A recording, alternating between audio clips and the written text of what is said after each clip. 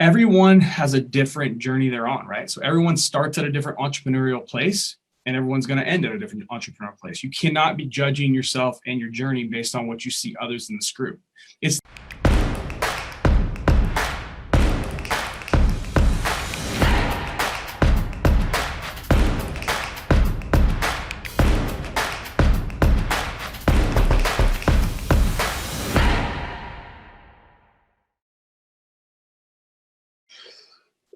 sometimes we spend too long on these live streams and dude, just like choked on my own spit. Sorry, dying.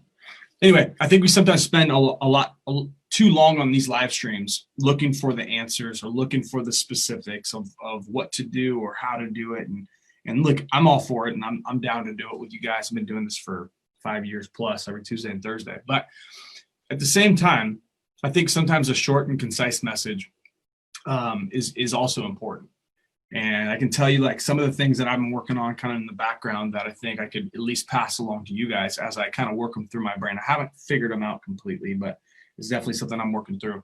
I think a lot of us as entrepreneurs or aspiring entrepreneurs, I think a lot of us tend to latch on to someone else's vision for what we are to be.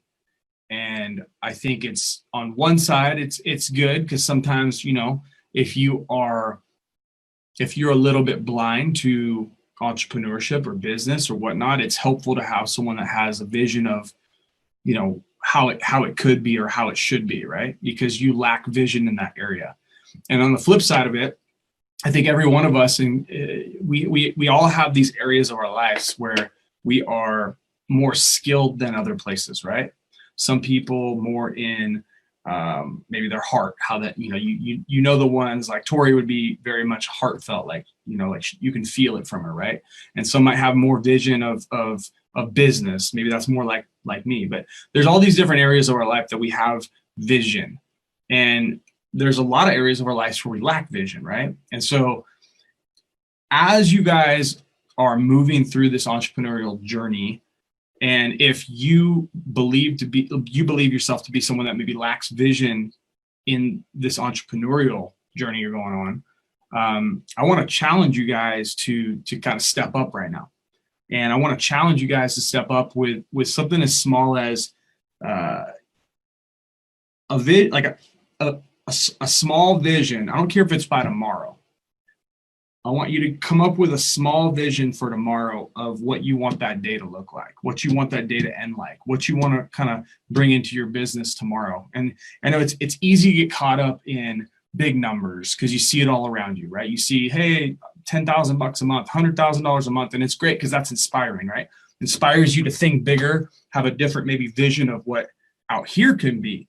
But you got to remember, everyone has a different journey they're on, right? So everyone starts at a different entrepreneurial place and everyone's going to end at a different entrepreneurial place. You cannot be judging yourself and your journey based on what you see others in this group. It's the equivalent of this.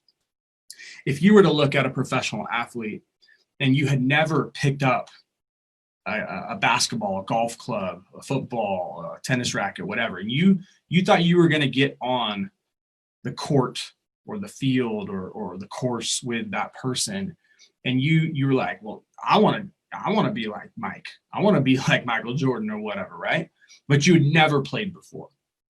It's hard to think about going into competition with like a Michael Jordan or a Tiger Woods or whoever your favorite athlete might be, right? Because they're professionals and you're like, well, I'm a child. I've never even picked up a ball, a basketball, a racket, a club, what have you.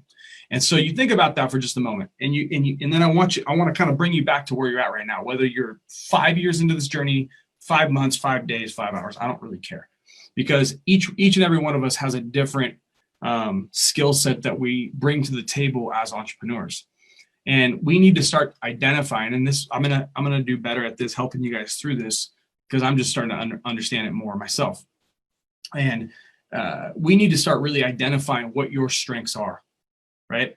You may not be as astute in the mental game of being an entrepreneur. You may not be astute in the in the feeling game of empathy, right? As an entrepreneur or what have you. And we can go on and on and on through these different things that you may or may not be great or not at. But what I want you to do is stop comparing yourself to professionals in the areas that you're trying to grow in.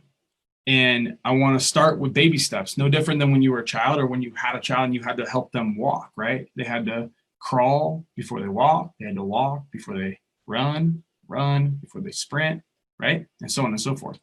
So let's start small. For those of you guys that, are struggling because this is your first at it, it's okay. Like, everyone is on that different path, different journey. What matters is, can you see? I don't even care if you can see till tomorrow. Can you see what your next hour is going to look like? Because what I believe is, as you get more astute as an entrepreneur, as you become, I guess, more comfortable with what we're doing here and what we're learning here, and I get it, for some of you guys, it's new, it's tough, it's different, whatever. No different than athletics, no different than jumping on swinging a golf club for the first time, right? Or for some of you guys, swinging a golf club for 20 years, you're still not very good. Sorry about that. I'm one of you. Okay, but seriously, like, I want you guys to really start looking at these steps, or these, like, how you're going to progress yourself on the journey you're in as an entrepreneur, if that's what you want to do. And I assume, based on you guys being here, that is.